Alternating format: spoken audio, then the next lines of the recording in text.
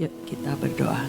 Bapa, di dalam nama Yesus kami bersyukur untuk pagi hari ini Tuhan. Hari yang baru yang Kau jadikan buat setiap kami. Mari Roh Kudus, setelah kami memuji dan menyembah Engkau Tuhan, biar Engkau siapkan hati kami untuk kami belajar kebenaran firman-Mu. Mari Roh Kudus, ajari setiap kami Tuhan. Singkapkan apa yang tersembunyi di dalam kebenaran firman-Mu untuk kami boleh menangkap sesuatu rema yang daripadamu buat setiap kami pribadi lepas pribadi. Dalam nama Yesus, biar roh hikmat pengertian, pewahyuan yang baru turun atas setiap kami dan jadikan setiap kami pelaku-pelaku firman. Di dalam nama Yesus kami berdoa dan percaya. Amin, amin. Shalom semuanya, selamat pagi. Hari ini kita belajar tentang pengampunan ya saudara. Sepertinya kata ini terbersit di dalam hati saya dan saya belajar dari doa Bapa kami di dalam Matius 6 ayat 12 ya saudara. Matius 6 ayat 12 dikatakan bagian daripada doa Bapa kami. Dan ampunilah kami akan kesalahan kami, seperti kami juga mengampuni orang yang bersalah kepada kami. Jadi kita sadar ya saudara-saudara, kita ini butuh pengampunan Tuhan juga. Kita ini butuh pembebasan yang daripada Tuhan. Untuk kita ini juga belajar untuk memberikan pengampunan untuk orang lain. Seperti kami juga mengampuni orang yang bersalah kepada kami. Memang tidak gampang mengampuni orang yang bersalah kepada kami. Kalau kita minta ampun sama Tuhan gampang. Tuhan ampun. Ya saudara. Tapi kalau kita ngampuni orang, bisa kadang-kadang cuma di mulut, di hati ini masih gemes, masih greget ya saudara-saudara. Tapi kita belajar bagaimana kita harus menjadi orang-orang yang mengerti akan setiap kehendak Tuhan. Ayat selanjutnya 14 dan 15. Karena jikalau kamu mengampuni kesalahan orang, jikalau saudara dan saya mengampuni kesalahan orang, Bapamu yang di surga akan mengampuni kamu juga. Saya pun diampuni. Ketika saya belajar mau mengampuni kesalahan orang lain, Bapamu yang di surga akan mengampuni saudara dan saya juga. 15. Tetapi jikalau kamu tidak mengampuni orang, Bapamu juga tidak akan mengampuni kesalahanmu. Nah ini ya saudara. Jadi kita harus mengerti kalau kita ini mau diampuni oleh Bapa di surga, kita juga mau belajar mengampuni orang lain. Seberapapun kesalahan orang lain, kadang-kadang kita itu ngukur ya saudara, gemes gitu ya. Ngukur dengan pikiran kita, tapi sadar kita ini jauh lebih berdosa ya saudara. Dosanya kita itu jauh lebih besar dibandingkan apa yang sudah kita buat buat Tuhan. Jadi tidak sebanding. Kalau Tuhan saja mau mengampuni begitu banyak dosa kita di hadapan Tuhan. Dengan Tuhan sudah mencurahkan darahnya, menebus hidup saudara dan saya. Dia tidak memperhitungkan setiap pelanggaran saudara dan saya. Mari kita juga belajar untuk memberikan pengampunan buat orang lain. Ya saudara, kita belajar di dalam cerita, di dalam perumpamaan tentang pengampunan. Di dalam firman Tuhan Matius 18, ayatnya panjang. Matius 18, 21 sampai 35. Kita baca pelan-pelan yuk supaya kita dapat pengertian dari firman Tuhan ini. Kemudian datanglah Petrus dan berkata kepada Yesus, Tuhan, sampai berapa kali aku harus mengampuni saudaraku jika ia berbuat dosa terhadap aku? Sampai 7 kali. Yesus berkata kepadanya, bukan, aku berkata kepadamu bukan sampai 7 kali, melainkan sampai 70 kali 7 kali. Sebab hal kerajaan surga seumpama seorang raja yang hendak mengadakan perhitungan dengan hamba-hambanya. Setelah ia mulai mengadakan perhitungan itu, dihadapkanlah kepadanya seorang yang berhutang 10.000 talenta. 10.000 ya saudara, ada orang yang utang sama raja 10.000 talenta. Tetapi ketika orang itu tidak mampu melunaskan hutangnya, raja itu memerintahkan supaya ia dijual beserta anak istrinya dan segala miliknya untuk membayar hutangnya. Jadi orang itu tidak sanggup untuk membayar hutang kepada raja. Jadi kata raja, ya sudah, kamu dijual beserta anak istrinya dan segala miliknya untuk membayar hutangmu. Terus lanjut, maka sujudlah hamba itu menyembah dia, katanya, sabar dahulu, segala hutangku akan kulunaskan. Lalu tergeraklah hati raja itu oleh belas kasihan akan hamba itu, sehingga ia membebaskannya dan menghapuskan hutangnya. Stop dulu. Tergeraklah hati raja itu, padahal kan utangnya banyak ya saudara, 10.000 talenta.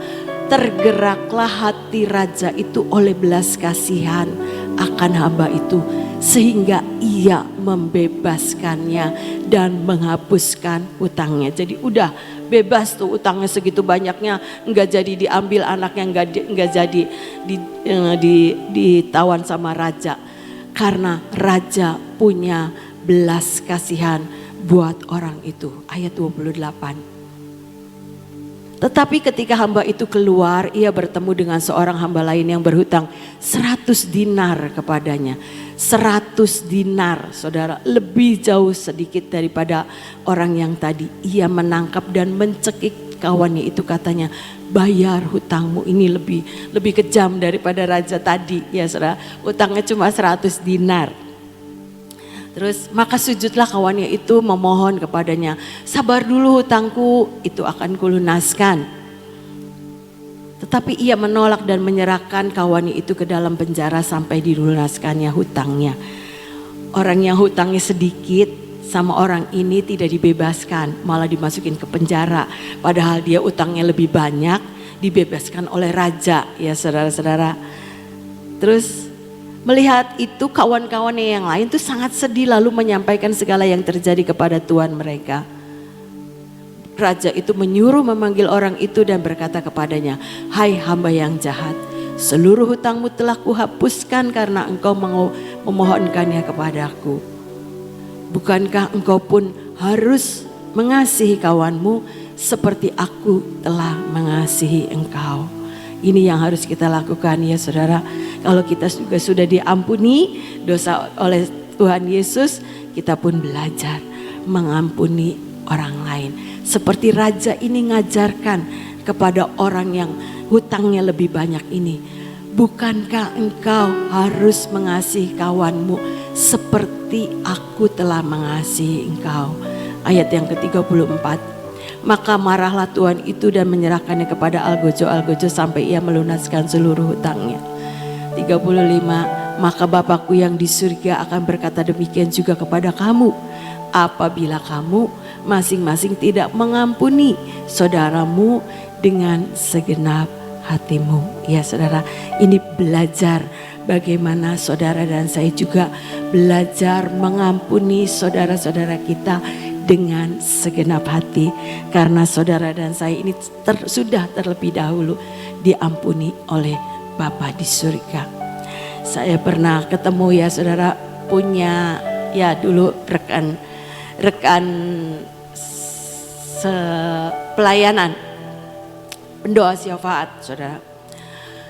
Pendoa syafaat itu dia banyak mendoakan banyak orang. Banyak mendoakan banyak orang, banyak terima curhatan orang. Banyak orang yang suka sama dia. Karena dia ini pendoa syafaat, nanti didoain, orang kan senang ya saudara. Dikasih nasihat, dikasih firman-firman Tuhan yang memberikan kekuatan kepada orang lain. Tetapi di akhir hidupnya sangat tragis ya saudara. Suaminya itu dibawa wanita lain sampai punya anak. Akhirnya dia itu sangat-sangat kepahitan dengan suaminya. Dia kepahitan Suatu kali dia sakit, saya tengok ke rumah sakit ya saudara. Itu matanya melotot-melotot saudara. Aduh Tuhan, ada kemarahan. Ngerti saya datang, dia tahu saya. Tapi itu respon hatinya itu kan kelihatan dari matanya ya. Matanya itu kayak orang marah gitu saudara. Matanya itu melotot-melotot. Aduh Tuhan, saya bilang ke satu teman yang lain, itu harus dilayani, kata saya. Itu enggak bisa, kasihan banget. Karena saya dengar ceritanya begitu ya saudara-saudara. Mungkin dia enggak terima dengan keadaan yang terjadi dalam hidupnya. Sampai selesai hidupnya itu sangat-sangat tragis ya saudara. Saya belajar dari kejadian ini. Kalau orang punya kepahitan itu rugi sendiri ya saudara-saudara. Rugi buat diri sendiri. Dia bisa jadi berkat buat orang lain. Tapi ketika keadaan yang ada terjadi dalam hidupnya, dia pun sungguh-sungguh sangat sulit untuk menerima apa yang harus dia berikan pengampunan untuk suaminya. Dari cerita ini saya belajar ya saudara-saudara. Ayo kita bareng-bareng belajar memberi pengampunan. Apalagi kita mau menghadapi financial freedom nanti. Jangan ini menjadi penghalang berkat Tuhan turun atas hidup saudara dan saya. Kita belajar mengampuni. Memang enggak gampang, enggak semudah kata-kata ampuni, ampuni. Tapi di hati ini kadang-kadang tidak cocok saudara. Di mulut iya, tapi di hati kadang-kadang tidak. Tapi kita belajar dari raja ini. Tergeraklah raja itu oleh belas kasihan. Biar kita minta belas kasihan Tuhan. Amsal bilang 10 ayat 12. Amsal 10 ayat 12. Kebencian itu menimbulkan pertengkaran saudara. Jadi jangan punya kebencian di dalam hati kita. Tidak akan membawa kebaikan. Tetapi kasih menutupi segala pelanggaran. Biar kita minta kasih Tuhan mengalir dalam hidup saudara dan saya. Untuk menutupi setiap kekurangan orang lain. Menutupi setiap kelemahan orang lain. Karena tidak ada satupun yang sempurna. Saya sendiri pun belum jadi orang yang sempurna. Tetapi biarlah kita belajar kasih yang dari surga mengalir dalam hidup saudara dan saya untuk menutup setiap pelanggaran yang dibuat orang lain maupun pelanggaran dari diri kita sendiri. Mari Roh Kudus tolong saya, kasih Tuhan menutup setiap pelanggaran, menutup setiap kelemahan saya. Sehingga kita ini bisa menjadi orang-orang yang dimerdekakan. Tidak punya ganjelan saudara-saudara. Tidak punya sakit hati ya saudara-saudara. Tidak punya unek-unek. Unek-unek itu bisa kadang-kadang disimpan, lama-lama bisa meledak saudara-saudara. Jadi jangan, buang aja dalam nama Yesus. Semuanya dibuang di dalam nama Yesus, kembali ke jurang maut. Biar kasih yang dari Tuhan itu membersihkan seluruh hidup saudara dan saya. Dan menutup setiap pelanggaran. Baik yang terjadi dari saudara-saudara kita maupun orang-orang yang di sekeliling kita. Ya saudara, kasih Yesus yang akan mempersatukan hidup saudara dan saya. Lanjut lagi di dalam 1 Yohanes 4 ayat 7 dan 8. Saudara-saudaraku yang kekasih, marilah kita saling mengasihi. Ini yang Tuhan mau, kita saling mengasihi. Sebab kasih itu berasal dari Allah. Dan setiap orang yang mengasihi lahir dari Allah dan mengenal Allah. Saudara dan saya ini belajar mengenal akan Allah. Biarlah kita belajar dan belajar. Bagaimana kita pun belajar mengasihi orang lain dengan kasih yang dari surga. Kasih yang membuat setiap kami ini menutup setiap kelemahan-kelemahan orang lain. Sehingga bukan yang kelemahan yang kita ingat-ingat ya saudara. Tetapi kelebihan orang, iya ya, enggak ada dia tuh repot. Enggak ada dia itu beda. Enggak ada dia itu saya juga enggak bisa. Enggak ada dia itu saya juga butuh. Nah itu ya saudara, ketika saya dan saudara ini berpikiran positif, sehingga tidak mengingat kelemahan dia, mengingat kelemahan orang lain. Kalau ada dia tuh begini-begini, nggak usah diingat, buang aja dalam nama Yesus, saudara. Diambil yang positifnya. Untuk apa? Untuk kita ini juga mempunyai sesuatu keuntungan. Ada damai sejahtera, ada sukacita, ada kasih Tuhan, ada sesuatu yang dari Tuhan itu mengalir, tidak mampet, tidak mandek, tidak membuat kita itu jadi berhenti berkat Tuhan buat kita sendiri ya saudara. Tapi biarlah kita belajar, ayo kita saling mengasihi, sebab kasih itu berasal dari Allah. Dan setiap orang yang mengasihi lahir dari Allah. Kalau saudara dan saya ini merasa bahwa kita ini dari Allah, saya ini biji matanya Tuhan, saya ini kekasihnya Tuhan, saya ini orang yang dicintai Tuhan.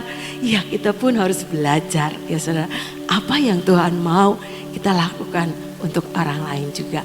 Karena saudara dan saya ini terus diajar di dalam pengenalan akan firman. Ayat yang ke-8. Barang siapa tidak mengasihi, ia tidak mengenal Allah. Sebab Allah adalah kasih. Jadi kalau saudara dan saya mengenal Allah, Allah yang adalah kasih, kita juga belajar mengasihi sesama ya saudara. Ayat 10 dan 11. Inilah kasih itu, bukan kita yang telah mengasihi Allah, tetapi Allah yang telah mengasihi kita dan yang telah mengutus anaknya sebagai pendamaian bagi dosa-dosa kita. Jadi dosa saudara dan saya ini sudah dibebaskan ya saudara, karena Tuhan yang sudah melepaskan saudara dan saya, menebus hidup saudara dan saya di atas kayu salib, untuk kita ini dimerdekakan dari dosa. Oleh sebab itu kita belajar, kita pun belajar untuk mengasihi. Ayat yang ke-11. Saudara-saudaraku yang kekasih, jikalau Allah sedemikian mengasihi kita, maka haruslah kita juga saling mengasihi. Ayat 19 dulu, 19. Kita mengasihi karena Allah lebih dahulu mengasihi kita. Ya, itu sudah. Jikalau seorang berkata, aku mengasihi Allah, dan ia membenci saudaranya, maka ialah adalah pendusta. Alkitab yang nulis saudara, ketika saudara dan saya ini dikatakan aku mengasihi Allah, saudara dan saya ini mengasihi Allah, tetapi membenci saudaranya, Alkitab yang bilang ia adalah pendusta. Karena barang siapa tidak mengasihi saudaranya yang dilihatnya, tidak mungkin mengasihi Allah yang tidak dilihatnya. Hati-hati ya saudara-saudara, ini warning buat saudara dan saya. Kalau saudara yang kita bisa lihat saja dengan mata kita tidak bisa mengasihi, apalagi Tuhan yang tidak kita lihat. Bagaimana kita belajar untuk mengasihi Tuhan. 21. Dan perintah ini kita terima dari Dia, barang siapa mengasihi Allah, ia harus juga mengasihi saudaranya.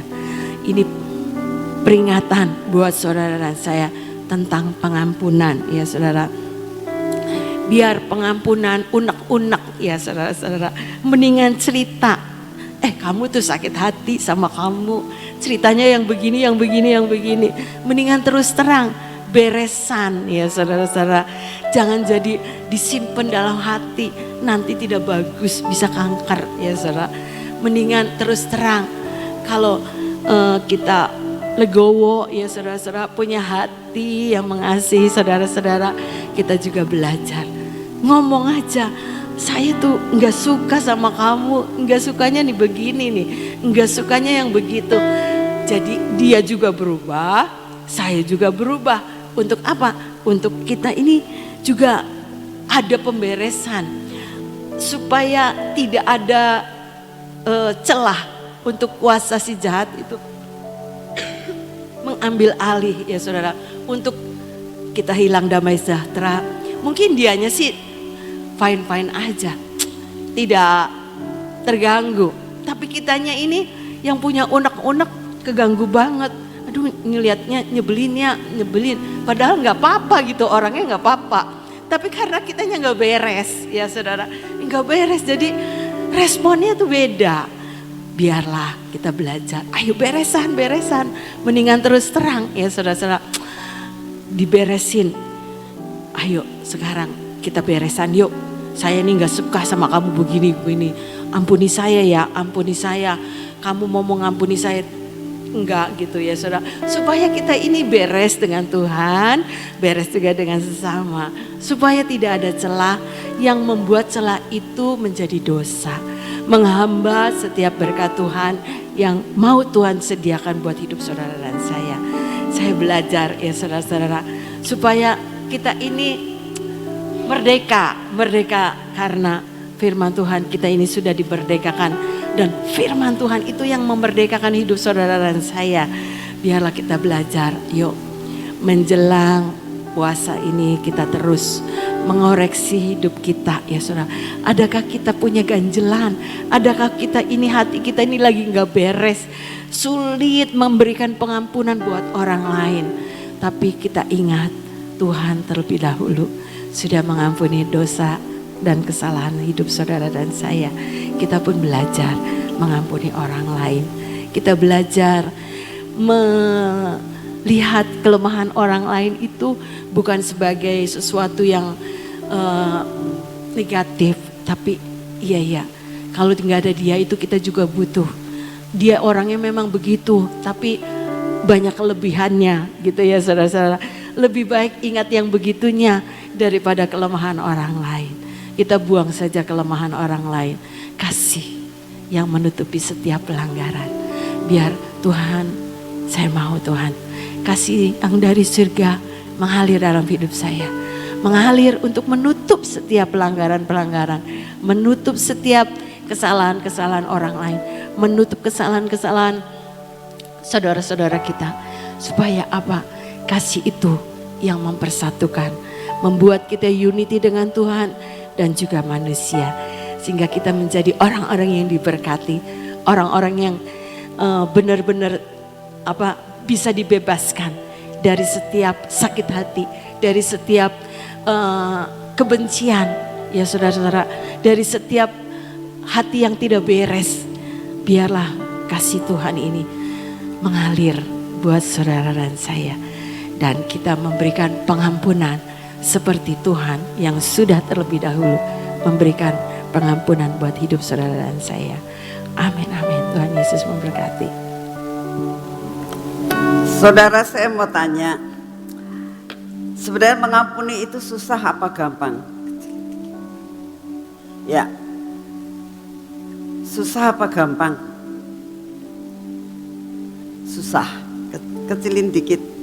Ya, kalau saya gini, itu berarti suruh ngecilin dikit. Ya, susah apa gampang untuk mengampuni? Ya, saya mau kasih tahu, gampang susah. Ya, sebenarnya orang ngampuni itu nggak pakai bayar loh, saudara. Nggak ada sesuatu yang kita keluarkan secara uang atau apa. Betul nggak sih? Kalau kita mengampuni itu nggak pakai bayar. Tapi seringkali kita susah untuk mengampuni. Saya akan berikan satu tip ya. Ingat firman Tuhan tadi. Kalau kamu tidak mengampuni, engkau tidak akan diampuni oleh Tuhan. Nah, kalau engkau mengampuni, itu bayarnya di dunia. Tapi kalau kamu tidak mengampuni, engkau tidak masuk surga. Ayo milih mana? Belajar kita ya. Apalagi dalam masa-masa kita saat ini sedang mempersiapkan diri untuk mengikis habis semua yang tidak baik dalam hidup saudara dan saya ya. Jadi belajar untuk gini, Tuhan, aku lepaskan pengampunan karena ngampuni itu tidak pakai bayar. Tidak pakai kitanya korban bayar uang. Ya. supaya saya itu merasakan kelegaan. Tadi dikatakan damai semuanya. Yuk kita hari-hari ini benar-benar mengoreksi diri. Ada ndak kita itu masih belum bisa mengampuni, ya.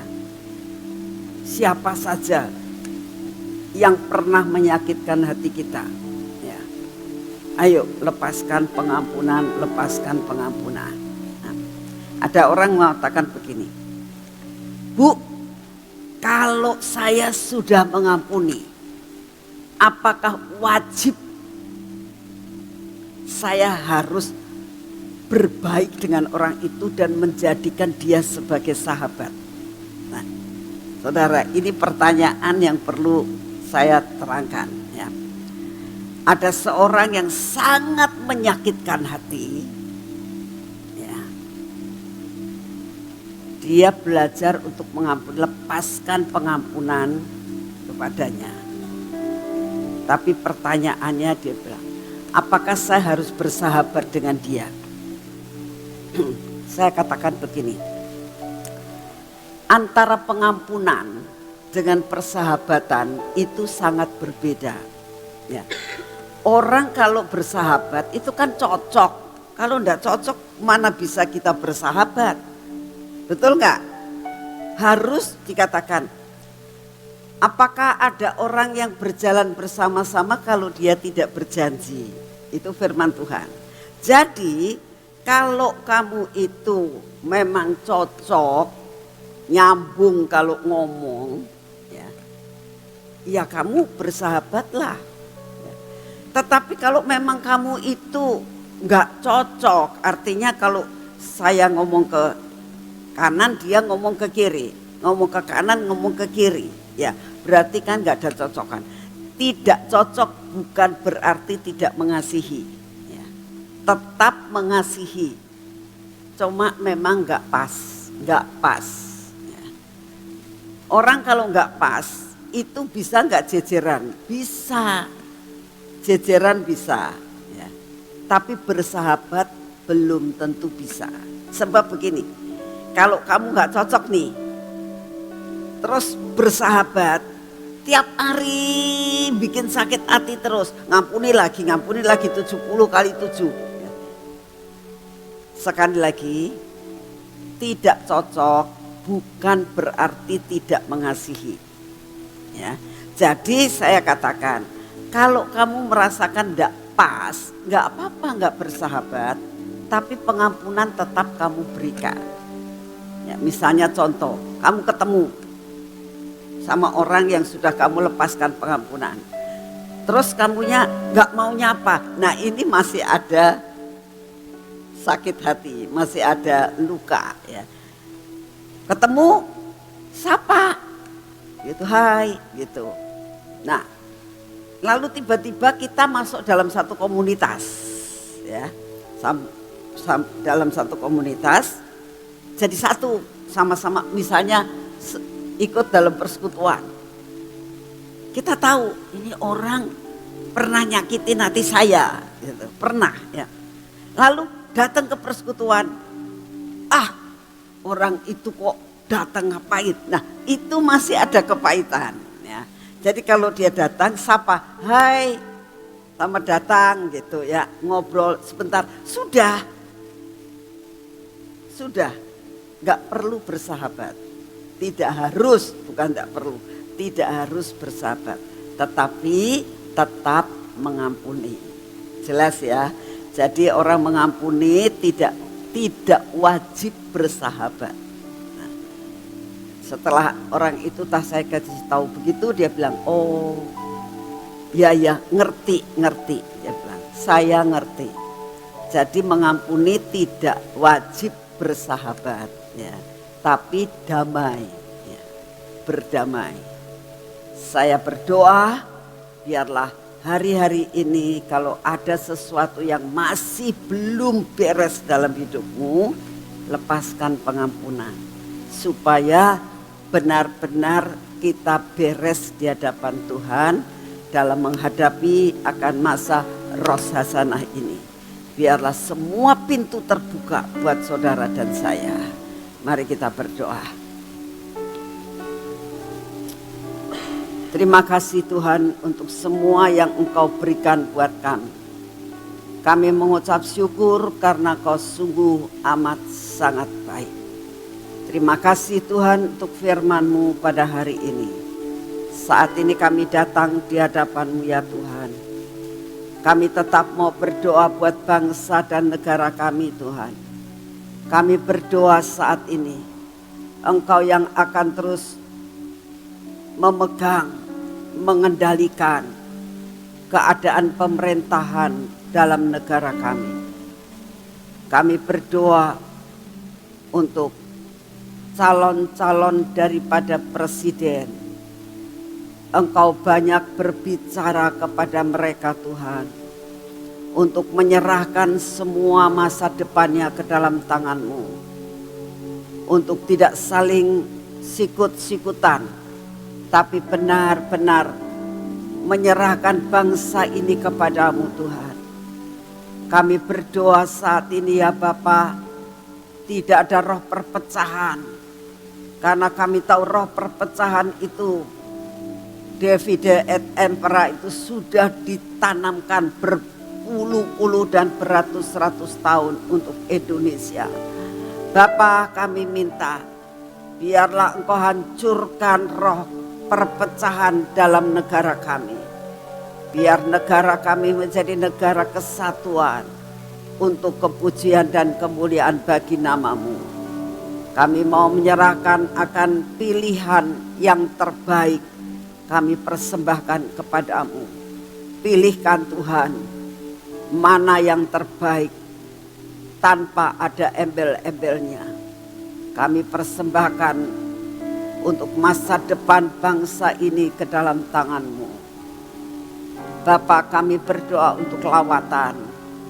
Biarlah selama lawatan masih terbuka, semua pintu akan terbuka Tuhan.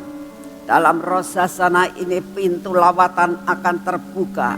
Revival besar-besaran akan terbuka. Kami percaya Tuhan akan terjadi lawatan yang luar biasa. Bapak, kami juga berdoa saat ini. Biarlah sungguh-sungguh Tuhan ada pembebasan yang luar biasa dalam hidup kami.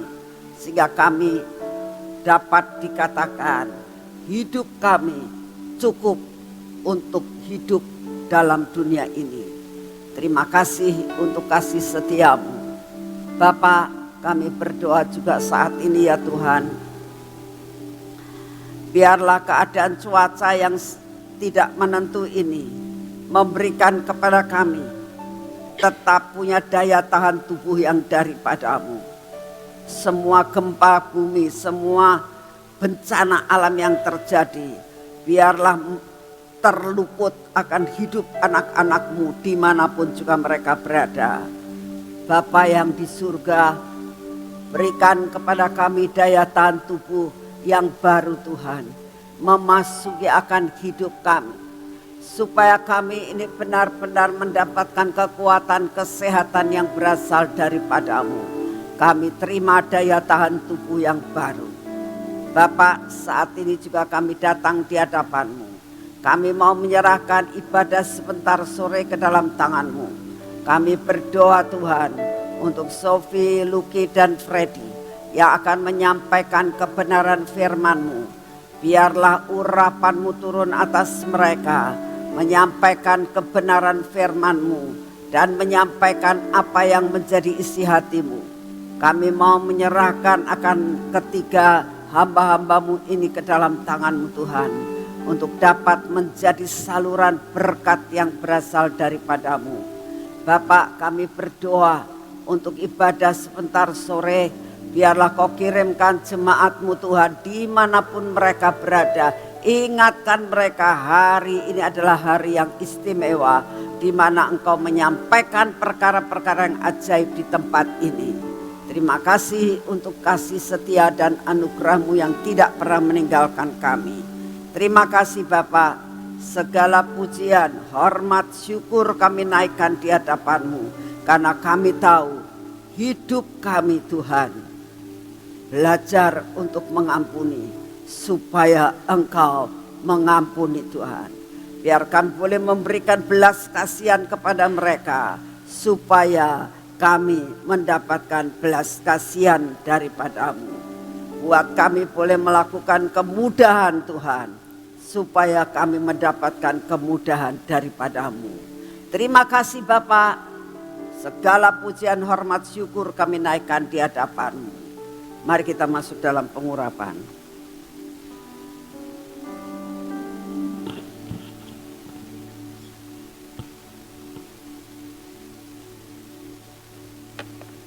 Dalam nama Tuhan Yesus. Biarlah pengurapan ini memasuki akan hidup kami ya Tuhan. Memasuki akan mata kami, telinga kami, bibir, mulut kami, dan hati kami. Bapa, semua yang tidak baik dalam hidup kami, kebebalan dalam hidup kami, kekerasan dalam hidup kami untuk tidak mau mengampuni, Engkau hancurkan saat ini. Berkati tangan kami dan berkati kaki kami. Biarlah kami saat ini Tuhan berjalan dalam jalan-Mu, melakukan semua yang Engkau mau, bekerja bersama-Mu Tuhan. Biar kami mengalami kemenangan demi kemenangan, dan semua berkat yang sudah Kau siapkan buat kami, kami terima dengan utuh. Dalam nama Tuhan Yesus. Amin. Selamat pagi, Tuhan memberkati saudara semuanya.